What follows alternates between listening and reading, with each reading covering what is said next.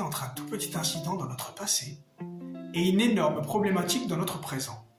Vous comprendrez dans la suite comment nous la prénommerons Sophie a trouvé la source de son blocage alimentaire et s'en est libérée.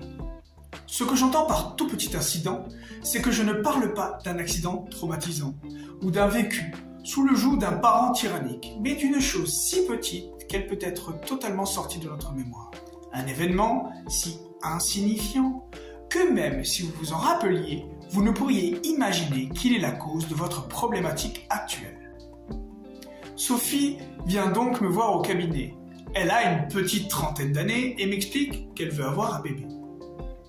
Son problème est qu'elle ne mange ni fruits ni légumes depuis sa plus tendre enfance.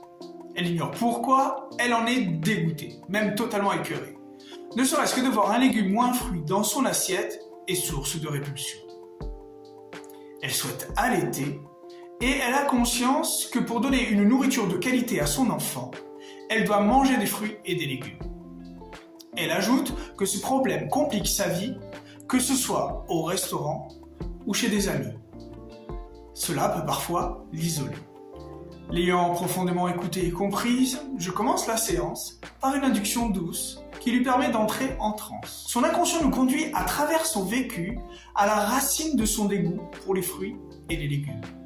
Nous tombons sur une petite Sophie de 3 ans, qui est alors très souvent gardée par papy et mamie. Elle les adore, mais son papy passe énormément de temps dans son potager et ne lui donne pas l'attention qu'elle désire. Elle devient jalouse des fruits et des légumes et finit par croire qu'il lui vole son papy. Elle commence alors à les détester.